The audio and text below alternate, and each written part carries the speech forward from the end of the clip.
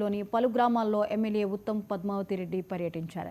దొరకుంటలో senior Congress నాయకుడు పాలకి అర్జున్ విగ్రహాన్ని ఆవిష్కరించిన ఎమ్మెల్యే తర్వాత 20 లక్షల వ్యయంతో నిర్మించిన గ్రామ పంచాయతీ భవనాన్ని ప్రారంభించారు.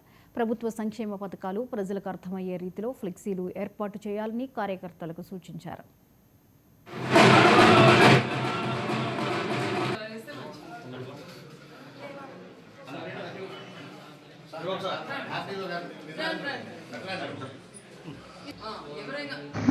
పెద్దలు ఎవరు ఇంతకుముందు అన్నట్టు సరే విగ్రహ ఆవిష్కరణ ఒక భాగం అయితే ఇది నిజంగా బాధాకరం.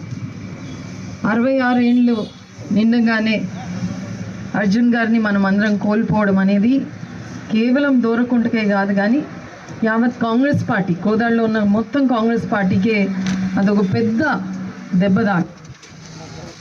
నా రాజకీయ ఇన్నేళ్లలో చాలామందిని చూశాను, రాజకీయ నాయకులు అన్ని స్థాయిల్లో, గ్రామం నుంచి మండలం నుంచి నియోజకవర్గ స్థాయి లీడర్స్లో అర్జున్ గారు ఎప్పుడు నిలిచిపోతారు నా మనసులో. చాలా సౌమ్యుడు, ఎవరికైనా చాలామంది వచ్చి ఎప్పుడో అప్పుడు కొంతన్నా ఆగ్రహం వ్యక్తం చేయడమో, ఇరిటేట్ కావడమో, లేదా పని కాకపోతే కొంచెము కోపం రావడము. కానీ నాకు కూడా అర్జున్ గారితో దాదాపు 30 ఏళ్ళ 94 నుంచి వారితో తెలుసు.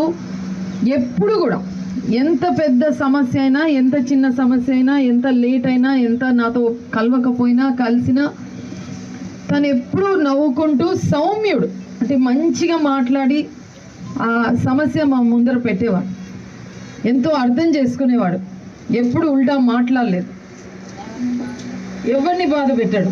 నిజంగా మాదైతే పెద్ద గుణము రాజకీయాల్లో ఉంటే మనకే పని అవునని ఆయన ఎప్పుడో కూడా పని చేయకుండా కాదు, నిత్యం పెద్దలు రామారావు గారు అన్నట్టు పొద్దున్న లేస్తే మధ్యరాత్రి వరకు తిరుగుతూనే ఉన్నారు.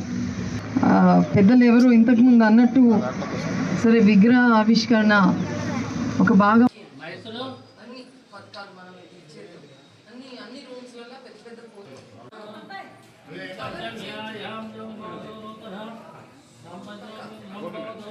దేవతా